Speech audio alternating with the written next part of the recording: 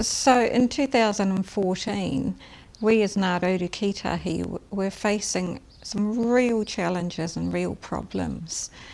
A precursor to the establishment of the SEE program, and that kind of evolved when TTL, Trans-Tasman Resources Limited, applied for a iron sand mining permit. So the application from Trans-Tasman Resources was a real catalyst for us to stop and look at business activities. And we as an iwi said no seabed mining in Arohe. The oil and gas industries were creating more environmental pressures on our land and our sea. And then we had an application from Trans-Tasman Resources to mine our seabeds. And so we were involved in the process of making oral submissions based a lot around the impact that would have on our coastal environment, and particularly our role as the kaitiaki of our coastal land. So we decided that we don't want to be in this space of always being part of these boom-bust industries, but in saying no, we had to figure out what we would say yes to, because we have a real unemployment problem in our rohe, and we've lost a lot of businesses over the years. So we had to look at how can we re-establish businesses in a way that was responsible to our environment, to our people, to our culture. Another thing that we're really conscious of was that back in the 70s, we actually had on-site iron sand mining happening in Waverley. And, many of us will remember the Waipipi Iron Sands, that business that was here and based in Waverley. But, that's one of those boom-bust activities. Everything was running along fabulously for about 20 years, and there was plenty of work for everyone, and our local economy was doing really well.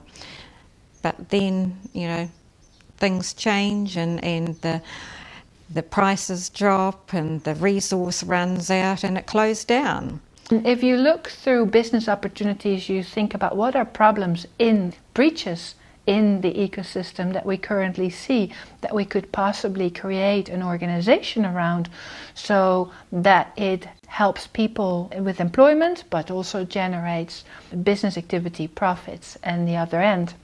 I go back to the former MP, Tariana Turia, when she spoke about whānau ora. The whakatauki is ma te tāmure anō te tāmure ei wakatika. So it's about Māori looking for Māori solutions, for Māori issues. And when it comes to the environment, that's a huge issue for us. We as Māori, we as Ngāroto Kitahi have always been naturally entrepreneurial. And we've always done things in a way that values our people, place and culture. The SEE project has been fascinating for me to see how there can be a change in the way that we do business. That while money is an important part of everybody's lives, it's not the only part. So to see the work of Anne-Marie and Marianne and Turama, and to see that they were working towards a different model, a positive model, and a new model for our future was really exciting. I've always been mindful that business and profit do not overwhelm the social factors and the environmental factors, which are the unique principles of SEE and likewise of our tikanga and kaua principles. Business isn't the end goal, so business becomes the means to an end to achieve that wider prosperity and well-being. So when it came to SEE, as any new initiative, my job was to see what its compatibility was with our customary laws and our customary beliefs. And so when we looked at SEE and the uniqueness of its principles, it really aligned with the tikanga that we use to uphold the kawa. And in terms of entrepreneurism, the precedent we found there in our traditional archives was to look at the ancestor of Maui who lived around about 600 BC, and how he's always been the person or ancestor highlighted for his entrepreneurial skills. But things have changed, and colonisation, urbanisation, all those things have led to the breakdown of our social and economic systems. A big aim of Te Kawa o Maui is to re-establish and rebuild that spirit and culture of entrepreneurship within our iwi. To the uninitiated, it's important to understand our philosophical base, and the analogy I use for that is the cosmogenical tree of life, whereby, in short, all things stem from the one seed of creation. And that Uncle Ruka Broughton, perhaps one of the last tohunga of Aotea, in his thesis on Ngā Paiaka o Ngā Rauru Kitahi, spoke about the cosmogenical tree, but I think what he highlighted was that man is only an integral part of the whole. So rather than thinking about business in a narrow way, an organization that generates profit and employment, we thought about business from a much broader perspective, because in the end, businesses and people are dependent on the ecosystem that we are part of. So in creating businesses, it's not just what do we take from the ecosystem, but what do we give ultimately back to the ecosystem to make it more sustainable and resilient. It was about creating an ecosystem of businesses in order to meet those issues. So through this project, really 3 main business ideas have come through, and that's around the honey, watercress and ecotourism. When we were in Wānanga, we were looking at some of the problems that face us as Ngā Rauru, and one of our kuia talked about the fact that she used to go and collect watercress from our site next door to our office in Waverley. But over the years, that little waterway became so polluted that she felt she couldn't trust collecting her watercress from there anymore. So she stopped, and she looked for a new way of getting her watercress. So she started growing her own at home in her garden. So we saw that as, a real problem that we needed to address, because it contained all those elements of social, ecological entrepreneurship.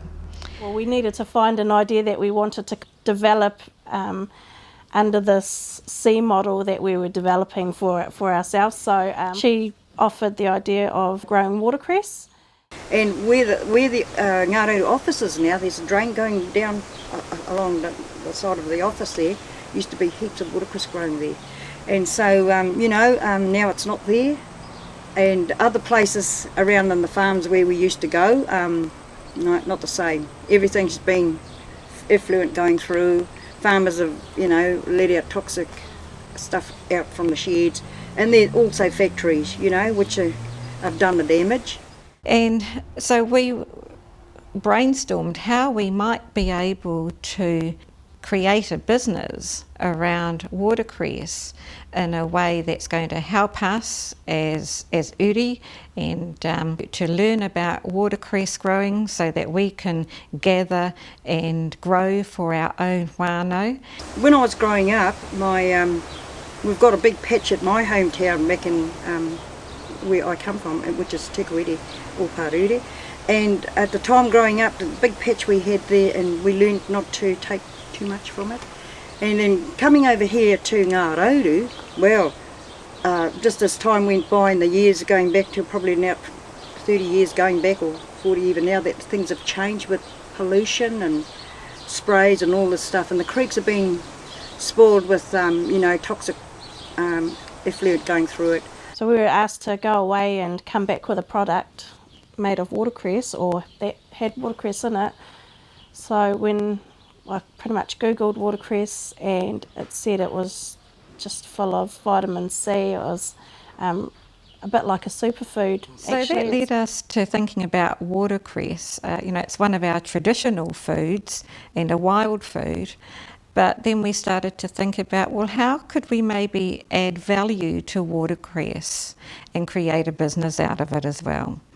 So we created a challenge, and the Kaikakariki Challenge, where we each took responsibility for going away and researching watercress and coming up with new product ideas. And we came back together in Wānanga and shared our new product ideas. So we came up with things like dips and spreads and pestos and powdered watercress for smoothies and things, a hand cream, a throat lozenge, kimchi, and just this range of different products that we could make out of watercress. Well, we talked about a lot of things that people had ideas to put to, and after the second Wānanga we sort of came to a little bit more of talking about what would we try and so what we can went we away and explored and experimented with new product ideas, something whereby we could add value to watercress. There was a lot of different ideas, as far as growing that and others, other greens and stuff like that. But this was one of the features we thought, give it a go, because it's, it's worth its, I suppose it's worth its value in gold, whatever. We also discovered that you could grow watercress hydroponically.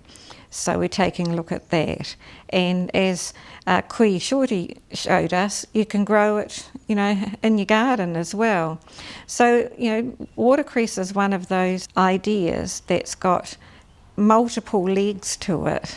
So we're still in the process of researching how we might be able to develop watercress as a commercial idea. Well, honey was one of those topics that came out that people wanted to work on. So now, again, you can create an apiary just for producing honey, in this case Manuka honey, because it's very valuable in the market these days. Or you can take a broader look at honey and say, there's bees, they pollinate, they provide a service not just to produce honey, but they also pollinate plants in the area that they're stationed. Those pollinating plants provide a service in themselves. For example, the Manuka, if planted on eroded soil, on the steeper slopes, they provide a service of keeping the soil on slopes, thereby preventing erosion, giving us the service of erosion control and therefore the service of flood protection downstream. And so down at Taipaka we have a standout. It was originally created by Kitai, a subsidiary company of Ngārauru, dealing with a nursery, and we're now looking at the propagation of Manuka and the associated benefits with that. I've enjoyed watching how everyone in the SEE project has been looking at these new approaches, whether it be through Manuka honey or honey in general, whether it be looking at watercress and these kind of things, but looking at it as part of a total, a holistic approach that takes into account people's health, that takes into account land health, that takes into account air health, and spiritual health as well as financial wealth. The operation fits into what our core values are as an iwi, which is looking after our land and our waterways and the environment and everything that's encompassed in that. And it's also going to be a venture that will help grow and develop our people. If anything about SEE, it's put the match to the fire, and I think the fire it's burning, and people are ready to get in boots and all. The main thing that I've got out of this is that it's a different business model, and it's an exciting business model because it's one that looks at ecosystems of businesses, of nature, that's looking at ways that everybody can benefit. And you know what? I think we can have a win-win situation.